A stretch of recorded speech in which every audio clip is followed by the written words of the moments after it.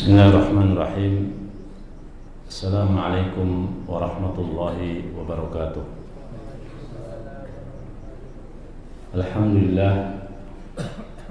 Alhamdulillahi wassalatu wassalamu ala rasulillah wa ala alihi wa sahbihi wa man walah.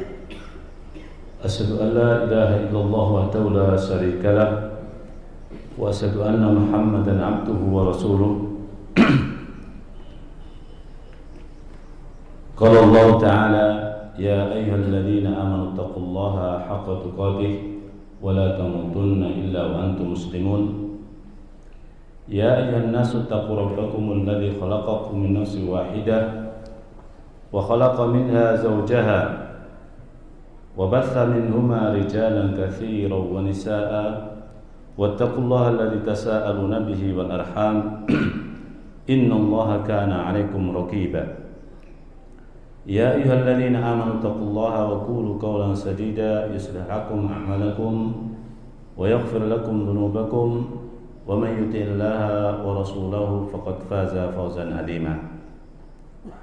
Amma ba'du fa inna asdaqal hadithi kitabullah wa khairal hadyi hadyu Muhammadin sallallahu alaihi wasallam wa sharral umuri muhdatsatuha wa kullu muhdatsatin bid'ah wa kullu bid'atin dhalalah wa kullu dhalalatin finnar. Jamaah rahimani wa rahimakumullah. Pertama, marilah kita bersyukur kepada Allah Subhanahu wa taala, yang mana bersyukur adalah merupakan salah satu daripada atau sebagian daripada tanda-tanda orang itu akan mendapatkan kebahagiaan. Sebagaimana Syekh Muhammad bin Abdul Wahhab dalam muqaddimah Qawaidul Arba'ah, beliau menjelaskan ataupun mendoakan kepada para pembacanya dengan lafal wa nas'alullaha ay yaj'alana mimman idza u'tiya syakara wa idza batuliya sabara wa idza adnaba istaghfara wa hadza unwanus sa'adah. Jadi bersyukur adalah merupakan sifat, yakni orang-orang yang akan mendapatkan kebahagiaan. Dan semoga kita semua dimasukkan dalam golongan orang-orang yang ketika Allah Subhanahu wa taala telah memberikan nikmat, kita bersyukur. Dan ketika Allah Subhanahu wa taala menguji kita, kita pun bersabar. Dan ketika kita terjerumus dalam perbuatan dosa, maka segera membaca istighfar dan memohon ampun kepada Allah Subhanahu wa taala. Tiga hal ini merupakan unwanus sa'adah, ya, yaitu tanda-tanda kebahagiaan seseorang. Bahwa idza u'tiya syakara, jadi bersyukur itu yang bagaimana? Yang jelas Allah Subhanahu wa taala telah berfirman, wa qalilum min ibadiya asyakur, dan sangat sedikit di antara hamba-hambaku yang bersyukur. Padahal kalau sebagian ataupun salah kaprah ya, mengatakan di antara sifat orang yang bersyukur ya, yaitu mengucapkan alhamdulillah, asyukrulillah. Kalau ini saja makna syukur, berarti apa? Wa katsirum min ibadiya asyakur, dan banyak hambaku yang bersyukur. Nah, ini salah kaprah ya. Jadi ucapan hamdalah ataupun asyukrulillah ini hanya sebagian daripada salah satu rangkaian bersyukur. Lisannya mengucapkan apa? alhamdulillah ataupun asyukrulillah. Kemudian anggota badannya, prakteknya, amalannya yaitu meningkatkan ketaatan kepada Allah Subhanahu wa taala. Artinya semakin orang itu bersyukur adalah tandanya dia semakin taat kepada Allah Subhanahu wa taala. Ketika kita mendapatkan nikmat berupa harta, ya, maka peruntukan yang sesungguhnya dan dikategorikan sebagai orang yang bersyukur adalah ketika kita memanfaatkan untuk taat kepada Allah Subhanahu wa taala. Dan barangkali banyak di antara umat Islam yang mendapatkan kenikmatan berupa mal, berupa harta ini, ya, sebagian daripada hartanya digunakan untuk melakukan kemaksiatan. Ya, ini termasuk kufru an-ni'mah, termasuk yang mengkufuri nikmat-nikmat daripada Allah Subhanahu wa taala. Dan ini bukan berarti dia kufur daripada murtad, bukan, akan tapi adalah sekedar yaitu apa? Mengkufuri nikmat Allah Subhanahu wa taala ketika menggunakan apa yang telah diberikan oleh Allah Subhanahu wa taala, baik berupa harta atau kesehatan ataupun anggota badan yang lengkap, ya, bawahnya mata atau telinga, tentunya digunakan untuk ketaatan, tidak untuk maksiat, ya, lisannya juga digunakan untuk zikir dan seterusnya. Kemudian yang kedua, anwanus sa'adah, yang kedua adalah idza betuliya sabar. Apabila diberi cobaan dia pun bersabar. Jadi asyukru was-sabru, bersyukur dan bersabar adalah merupakan sifat daripada ahlul jannah. Baik, ya, di awal dikatakan min unwani sa'adah, ya, dia akan mendapatkan kebahagiaan. Kebahagiaan di sini adalah di dunia dan di akhirat. Ada kisah yang menarik di antara salaf. Itu pasangan suami istri. Suami ataupun laki-laki sudah lanjut usia, udah syekh ya, udah 60 ke atas usianya. Kemudian istrinya sangat muda, ya, istrinya masih sangat muda, tapi kehidupannya sangat harmonis. Ketika ditanya apa kuncinya, asyukru was-sabru. Ya. Jadi kakek-kakek yang sudah 60 tahun ke atas selalu bersyukur kok punya istri yang muda. Sementara istri yang muda selalu bersabar. Itulah kebahagiaan di dunia. Yang satu syukur, yang satu bersabar. Kemudian ibtila, ujian itu adalah sunatullah dan asadul bala al-anbiya thumma al-amthal fal-amthal. Ya. Ujian yang paling berat adalah para nabi, kemudian orang-orang yang mendekati keimanannya dengan para nabi itu. Semakin tinggi keimanannya, semakin berat ujiannya. Ini adalah merupakan sunnatullah, dan ini sebagai bukti bahwa Allah Subhanahu wa taala mencintai hamba tersebut, ya, mencintai hamba tersebut. Innallaha idza ahabba qauman ibtalah. Ya. Sungguhnya Allah Subhanahu wa taala ketika mencintai satu kaum maka Allah akan mengujinya. Juga dalam riwayat yang lain, la yazalul bala 'alal mu'min. Ya.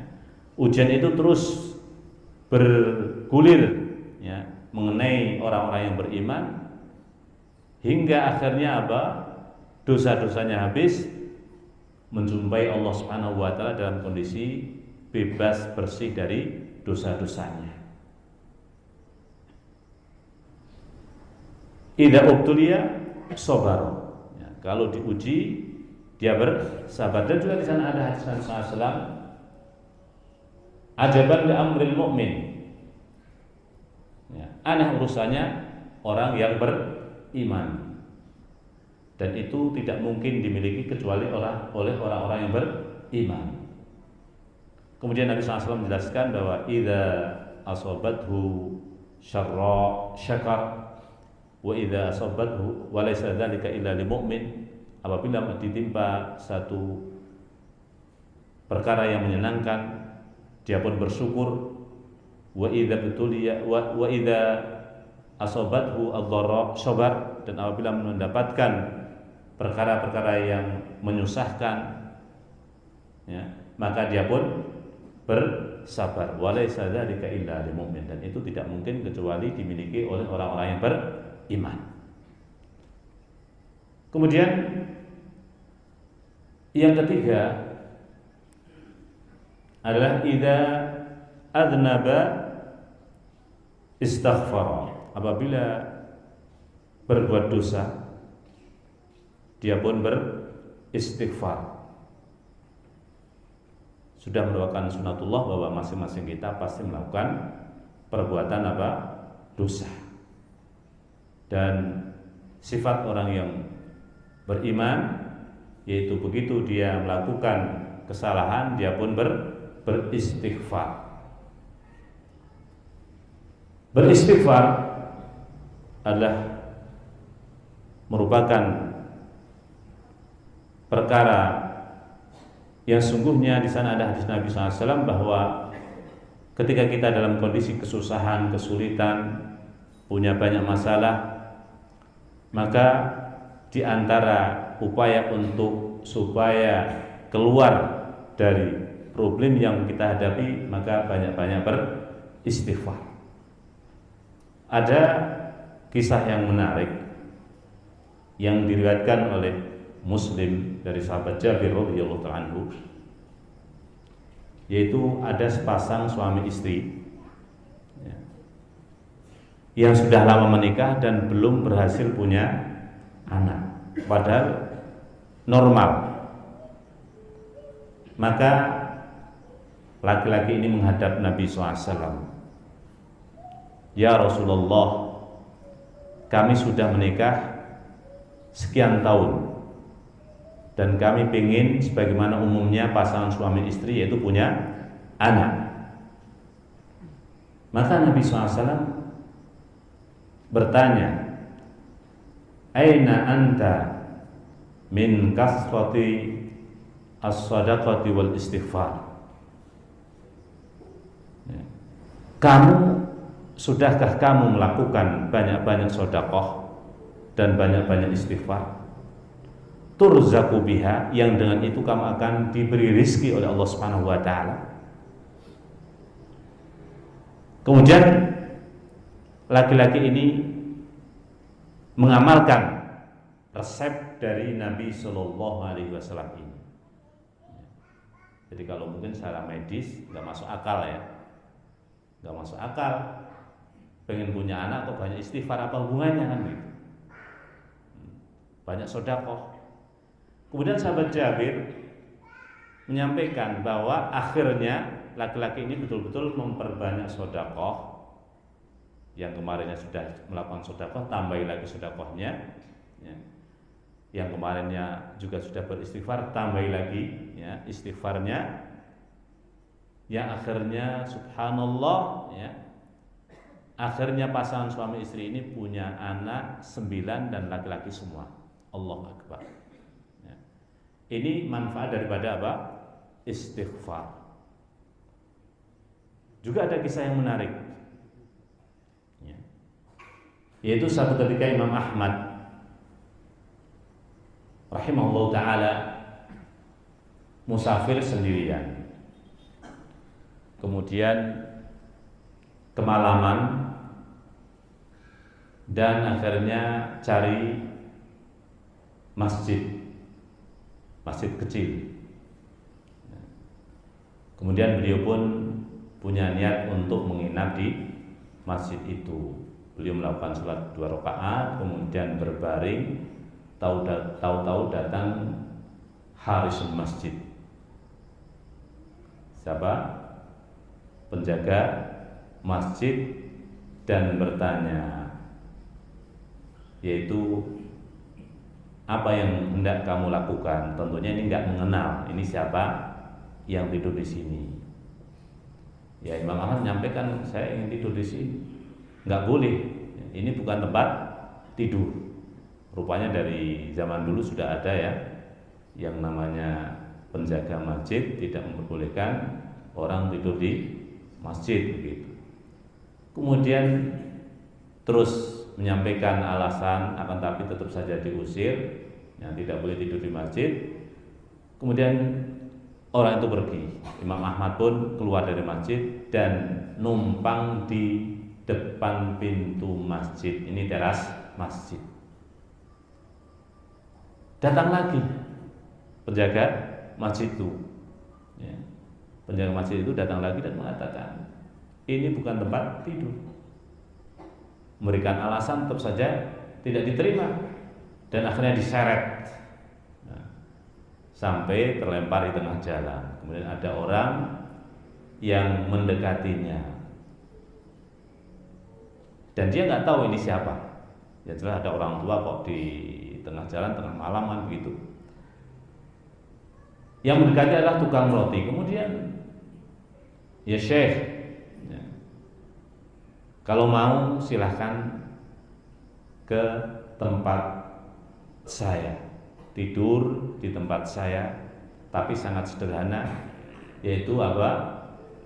Tempatnya sekaligus, ya, jadi tempatnya sempit dan dia adalah tukang roti, ya, tukang roti, ya. Kemudian betul akhirnya mau tinggal di situ dan mengamati, karena memang kerjaannya adalah tentunya bangunnya malam tukang roti ini untuk dipasarkan pagi hari, ya. Kemudian Imam Ahmad mengamati apa yang dilakukan oleh tukang roti ini, dan usianya juga sama-sama tua. Maka termasuk perkara yang aneh adalah apa? Lesannya nggak pernah lepas dari ucapan istighfar. Sekali bikin adonan roti nggak, terus ratusan kalimat istighfar diucapkan. Kemudian Imam Ahmad bertanya, mundu mata, ya, mulai kapan kamu melakukan ya ini bacaan istighfar yang semacam ini? Beliau menjawab, mundu zaman at-tawil, dari waktu yang cukup lama.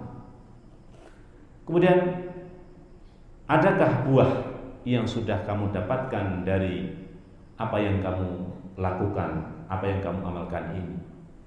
Orang itu pun menjawab, sudah. Apa itu? Saya tidak pernah berdoa, satupun doa saya tidak pernah kecuali dikabulkan, kecuali satu doa. Apa itu? Ini satu doa yang belum dikabulkan. Apa itu? Saya memohon kepada Allah Subhanahu wa taala agar saya bisa ketemu Imam Ahmad. Dan Imam Ahmad menyampaikan, Allah Subhanahu wa taala sudah mengabulkannya. Allah mendorong saya ke tempat ini. Ini dengan diseret oleh tukang penjaga masjid, diusir dari masjid, dilempar ke tengah jalan, akhirnya masuk ke rumah dia. Al-an, ya, doa kamu sudah dikabulkan. Akulah Imam Ahmad, akulah Ahmad. Ini gambaran tentang kehebatan daripada buah daripada apa? Istighfar. Ikhwanu fiddin rahimani wa rahimakumullah. Itu unwanus sa'adah, ya. Dari sini pula yang namanya istighfar adalah merupakan kunci agar doa kita dikabulkan oleh Allah Subhanahu wa taala. Kesedihan yang menimpa diri kita juga akan hilang dengan sebab apa? Banyak-banyak beristighfar. Dari sini pula hendaklah kita latih. Mungkin kita juga biasa mengucapkan istighfar ataupun zikir dan sebagainya. Akan tapi ketika kita menghadapi masalah yang mungkin berat atau problem yang kayaknya sulit, ya banyak-banyaklah beristighfar. Dan sungguhnya istighfar adalah merupakan kunci kebahagiaan, kunci kesuksesan, dan ini merupakan unwanu as-sa'adah. Kemudian pada pertemuan sore hari ini sedikit akan saya bacakan, yaitu apa yang tertera dalam surat Luqman, dan ini berkaitan dengan tarbiyah, pendidikan, tanggung jawab pendidikan berkaitan anak-anak kita. Itu ada pundak kita. Dan sungguhnya dalam Al-Quran yang tertera dalam surat Luqman ini adalah sangat bagus sekali dan perlu kita praktekkan, ya. Kita sampaikan pada anak-anak kita bacakan ayat-ayat ini, atau anak itu membacanya, ya, dari sejak kecil, karena kandungan dalam surat Luqman itu sangat bagus sekali berkaitan dengan tarbiyah yang dicontohkan ataupun dicontohkan oleh yakni Luqman di sini, sampai-sampai Allah Subhanahu wa taala mengisahkan tentang bagaimana Luqman mendidik anaknya. Dan ini merupakan manhaj Qur'ani, ya, manhaj yang ada dalam Al-Qur'an. Allah Subhanahu wa taala berfirman, "Walaqad atayna Luqmana al-hikmata an yashkur lillah wa man yashkur fa inna ma yashkuru li nafsihi wa man kafara fa innallaha ghaniyyun hamid." Dan benar-benar aku telah memberikan kepada Luqman, yaitu al-hikmah. Wal hikmah adalah ilmu nafi' wal amalu salih. Arti daripada hikmah adalah ilmu yang bermanfaat dan amal soleh. Aniskurillah, hendaklah dia bersyukur kepada Allah Subhanahu wa taala. Dan barang siapa yang bersyukur kepada Allah Subhanahu wa taala, sungguhnya kesyukuran itu untuk dirinya sendiri. Allah enggak butuh. Yang butuh adalah kita. Karena di sana ada ayat, la in syakartum la azidannakum. Kalau kamu bersyukur pada Allah, Allah akan menambah nikmat tersebut. Allah Subhanahu wa taala tidak butuh dengan bersyukurnya hambanya, tetapi hamba itulah yang butuh. Karena apa?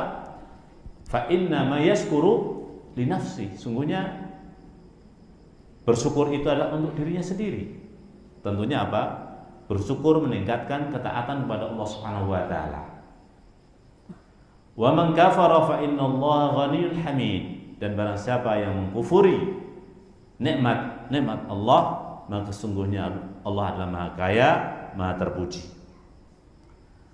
Kemudian ayat berikutnya, wa idz qala Luqmanu libnihi wa huwa ya'idhuhu ya bunayya la tusyrik billah inna syirka la dzulmun 'adzim.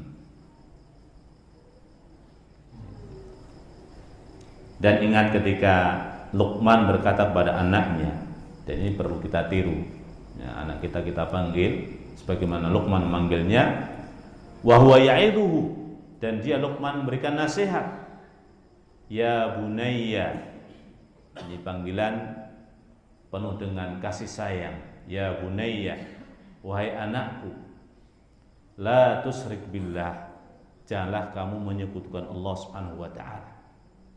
Inna syirka la dzulmun 'adzim, sungguhnya kesyirikan itu adalah merupakan kezaliman yang besar. Tidak ada kezaliman yang melebihi besarnya syirik. A'dhamu dzulm, kezaliman yang paling besar. Karena apa?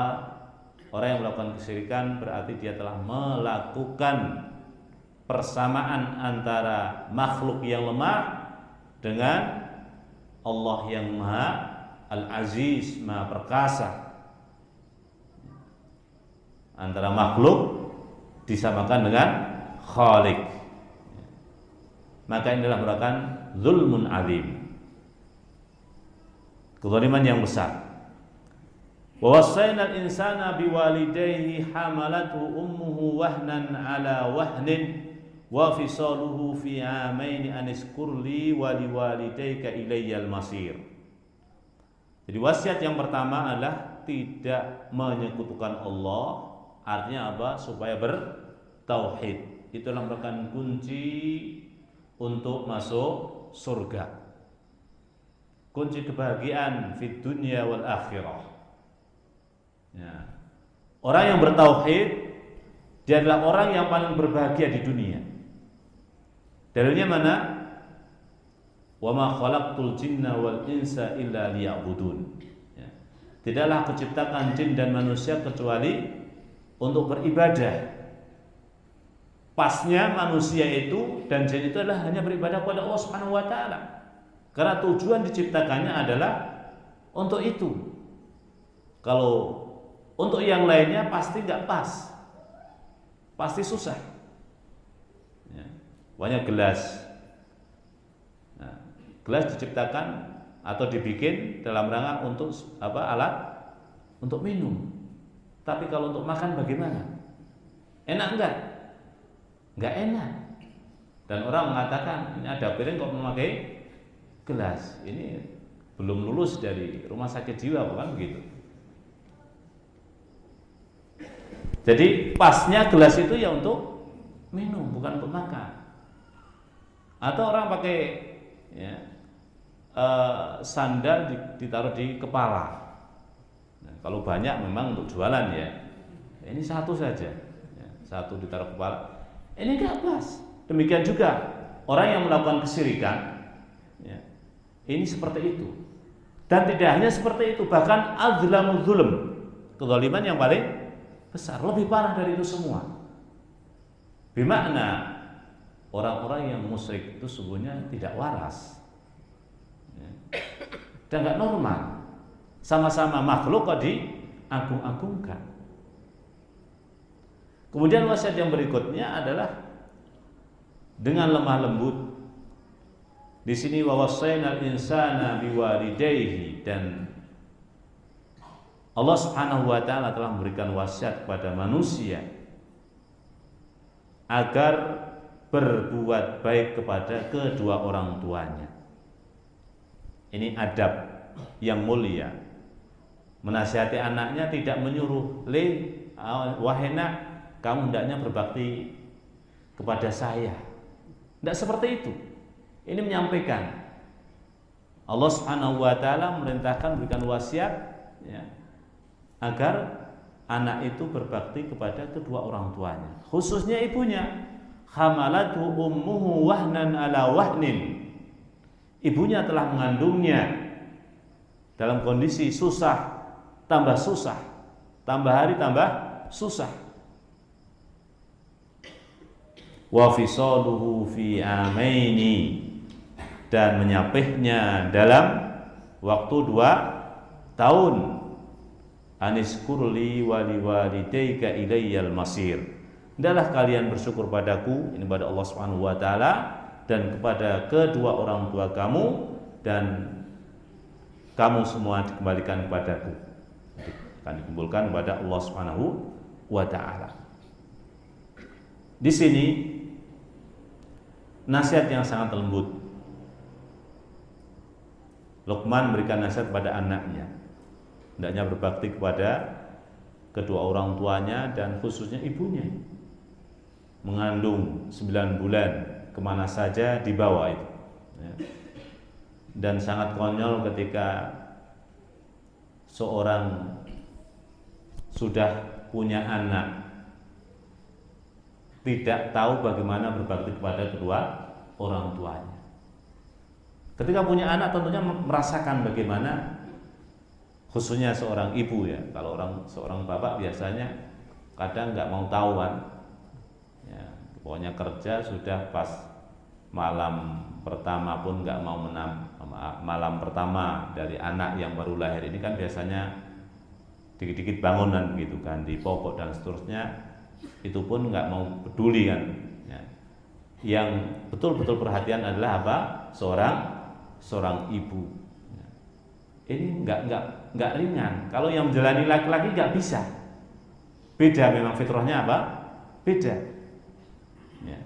Dari satu kesusahan, dari satu kesulitan, wahnan ala wahnin, menuju kesusahan, kesulitan yang berikutnya.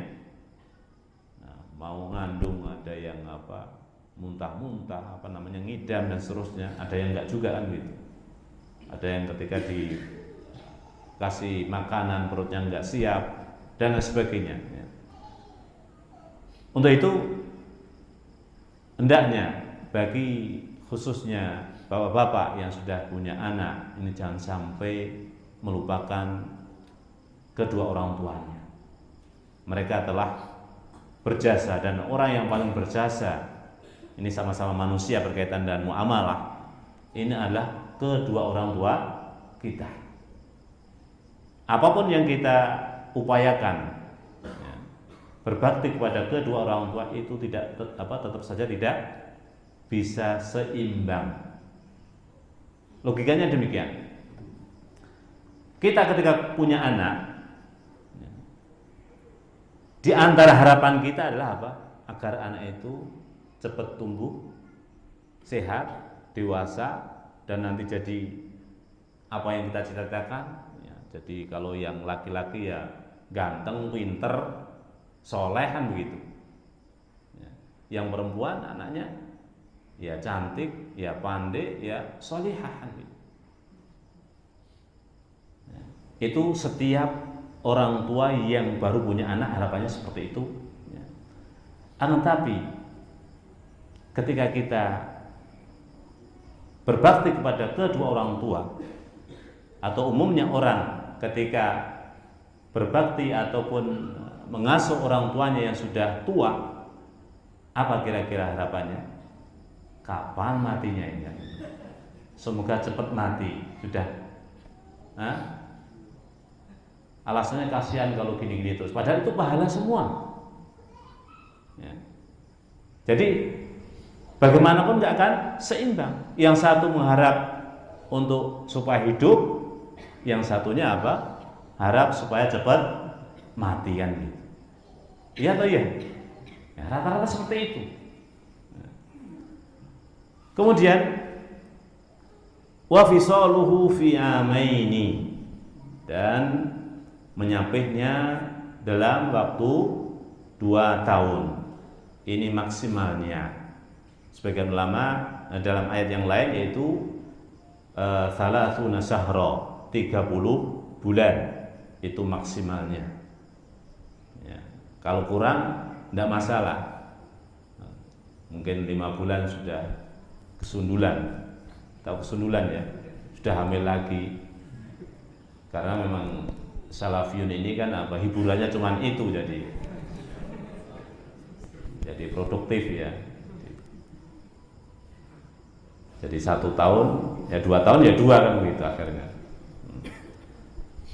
Jadi maksimalnya adalah 30 hari, 30 bulan.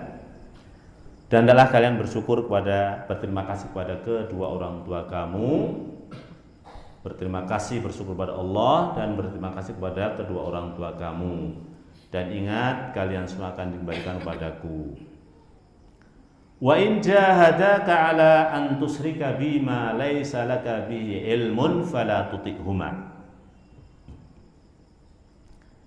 Kalau seandainya kedua orang tua kamu memerintahkan, memaksa kamu untuk menyekutukanku, maka padahal kamu tidak memiliki ilmunya, maka janganlah kamu mentaati keduanya.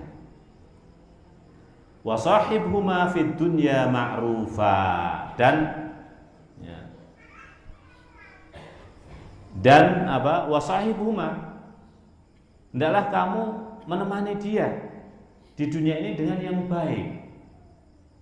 Ini perlu kita renungkan bahwa dalam ayat ini jelas ya, ketika kedua orang tua itu menyuruh untuk melakukan kesyirikan, kan udah parah ini. Tapi tetap diperintahkan wasahibhuma fid dunya ma'rufa. Ini ayatnya seperti ini. Kadang kita dapatkan, saya ada tetangga di Jamiur Rahman dulu dari Bontang, siapa namanya lupa saya. Dia cerita bahwa punya anak perempuan, dinikahi oleh, ya sama-sama sudah ngaji kan begitu. Kemudian laki-laki atau menantu laki-laki ini kan miskin, dimodali. Proses terus dimodali sampai sukses. Kemudian ngajinya beda. Ya. Malah orang tuanya ditahdzir. Nah, ditahdzir kemudian orang tua ini ya bagaimanapun ya kalau ditahdzir anak kan ya marah kan gitu. Nah, dia minta udah modalnya kembalikan kan gitu. Modalnya kembalikan. Apa jawabannya? Enggak mau. Malah melaporkan ke polisi. Memperkarakan bapaknya ke polisi. Akhirnya kan ya sudah malu kan kalau diperkarakan itu. Enggak jadi diminta, sudahlah ngalah. Kemudian setelah itu apa? Katanya sudah 3 tahun ini putus hubungan. Enggak tahu di mana sekarang. Lalu perlu perenungan ya. Ayatnya jelas. Apakah bapaknya ini nyuruh pada kesyirikan? Kan enggak kan gitu. Lah ayat ini taruh di mana oleh mereka ini? Ya, waliyadzubillah. Itu kadang mengaku orang yang paling salafi begitu. Yang lainnya itu bukan. Nah, ini tentunya adalah tolak ukur kita adalah qala Allah wa qala Rasul. Allah Subhanahu wa taala berfirman seperti ini. Bapaknya nyuruh untuk melakukan kesyirikan dengan maksa lagi. Nah, itu pun tetap Allah merintahkan wasahibhuma fid dunya ma'rufah. Kira-kira di atas manhaj yang benar atau enggak? Sikap yang mentahdir orang tuanya sendiri itu.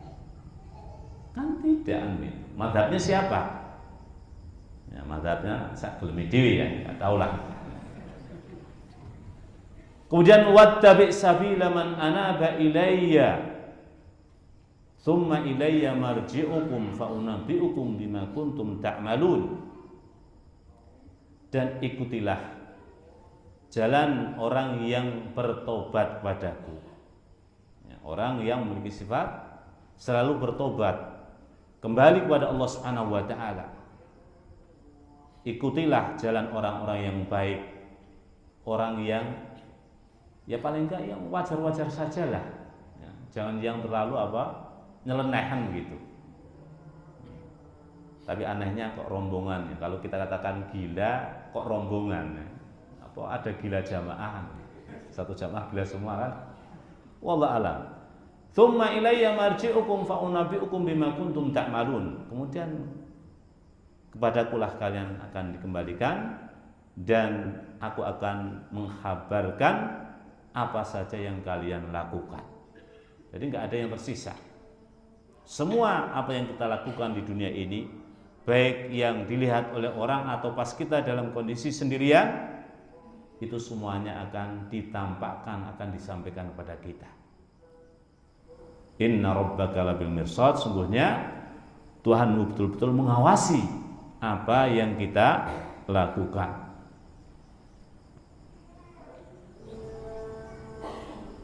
Udah mau isya ya? Kemudian kita lanjutkan, ya bunayya innaha in takum mithqala habbatin min khardalin fatakum fi sakhratin aw fis samawati aw fil ardi ya'ti biha Allah innallaha latifun khabir. Wahai anakku, sungguhnya kalau ada satu peristiwa yang beratnya, satu kasus yang beratnya hanya seberat biji sawi, kemudian itu terjadi di dalam batu yang hitam atau di langit ataupun di bumi, semuanya akan ditampakkan oleh Allah Subhanahu wa taala nanti pada hari kiamat. Innallaha latifun khabir. Sungguhnya Allah Subhanahu wa taala Maha lembut dan Maha teliti. Ayat ini kita bacakan di hadapan anak-anak kita. Kalau perlu diulang-ulang, ya, agar merasuk materi-materi, ya, yang masya Allah ya sangat bermanfaat. Ini membuahkan apa? Ketaatan kepada Allah Subhanahu wa taala dalam kondisi sendirian ataupun dalam kondisi banyak orang. Karena apa? Semua gerak-gerik yang kita lakukan, apapun bentuknya, itu ternyata apa? Tidak lepas dari pengawasan Allah Subhanahu wa taala. Dari sini akan membuahkan apa? Rasa khauf, rasa takut kepada Allah Subhanahu wa taala. Dan ini adalah termasuk apa? Bagaimana istilahnya mendidik anak-anak kita sesuai dengan apa yang diajarkan dalam Al-Qur'an. Kemudian ya bunayya aqimis sholata wa'mur bil ma'rufi wanha 'anil munkar wasbir 'ala ma asabak inna dzalika min azmil umur. Wahai anakku, tegakkanlah sholat. Dan di sini dalam hadis Nabi SAW, muru auladakum as-sholah, ya, perintahkanlah anak-anak kalian untuk melakukan sholat, wahum abna'u sab'in, ya, mereka pada usia 7 tahun, wadribu, baru kemudian pukullah dia, wahum abna'u asrin, mereka pada usia apa? 10 tahun. Ini tarbiyah. Jadi memukul di sini pun bukan memukul seperti memukul maling kan begitu, tapi dzarbu litta'dib, memukul dalam rangka untuk memberikan pelajaran. Ya. Tegakkanlah sholat. Ya. Karena tentunya adalah sholat itu adalah apa? Inna sholata tanha 'anil fahsya'i wal munkar. Dan anak ketika sejak sedini mungkin dilatih untuk melakukan sholat, maka insya Allah sampai tuanya, ya, dia akan terus melakukan apa? Sholat. Dan wa'mur bil ma'rufi, dan perintahkanlah untuk berbuat baik dan cegahlah dari perkara yang mungkar. Dan memang kalau hanya sekedar ajak-ajak, mengajak kepada yang kebaikan itu ringan.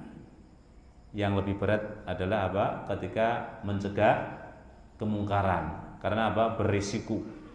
Nah. Wasbir 'ala ma asabak, dan merupakan sunatullah yang namanya yakni amar ma'ruf nahi mungkar pasti akan mendapatkan apa? Cobaan. Untuk itu bersabarlah terhadap apa yang kamu dapatkan. Musibah yang kamu dapatkan adalah kamu bersabar, dan itu adalah merupakan perkara yang penting yang diwajibkan oleh Allah Subhanahu wa taala. Ya, dzalika min azmil umur, perkara yang diwajibkan oleh Allah Subhanahu wa taala. Kemudian wala tusair khaddaka lin-nasi wala tamsi fil ardi maraha, dan janganlah kamu malingkan pipi kamu karena kesombongan kamu pada sesama manusia, dan janganlah berjalan di muka bumi dengan sombong. Innallaha la yuhibbu kulla mukhtalin fakhur. Sungguhnya Allah Subhanahu wa taala tidak mencintai semua orang yang sombong, yang bangga, ya, yang sombong dan congkak. Ini juga merupakan pendidikan untuk supaya anak itu beradab, ya. Diajarkan sopan santun ketika berbicara itu hendaknya ya menghadap, ya, orang yang diajak berbicara, jangan apa tengok sana tengok sini, nggak konsentrasi, ini nggak menghargai orang. Kemudian wasiat berikutnya adalah waqsid fi masjika waghdud min sautik inna ankaral aswati la sautul hamir. Dan hendaklah sederhanakan dalam berjalannya kamu. Dalam kamu berjalan hendaknya apa? Sederhana. Maksud sederhana tidak terlalu cepat, ya tidak terlalu lambat. Jadi yang wajar. Waghdud min sautik, rendahkanlah suara kamu, karena sungguhnya sejelek-jelek suara adalah suara keledai. Artinya apa? Suara yang keras itu mirip dengan suara keledai. Jadi jangan teriak-teriak. Kalau seandainya dengan volume yang sedang sudah dengar, ya nggak perlu keras. Tapi kalau memang jaraknya agak jauh, harus dengan keras, ya keras. Sesuaikan dengan kondisi.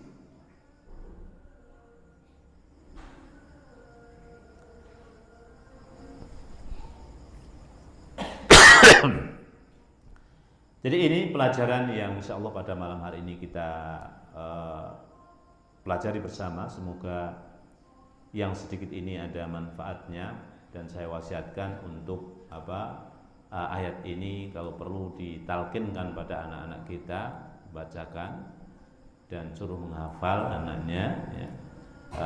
Paling tidak akan mempengaruhi ataupun merasuk dalam jiwa anak-anak kita. Ya, ringkas, padat, tapi sangat luas cakupannya. Ya, ini berkaitan kewajiban kepada Allah Subhanahu wa taala, kepada orang tuanya, kepada teman-temannya, kepada gurunya, kepada adab yang berkaitan dalam muamalah. Luar biasa, ya. Itu barangkali dari apa yang bisa saya sampaikan. Barangkali ada pertanyaan, silahkan tanya. Kalau nggak ada, barangkali saya akhiri. Subhanallah wa bihamdika, asyhadu an la ilaha illa anta, astaghfiruka wa atubu ilaik. Assalamualaikum warahmatullahi wabarakatuh.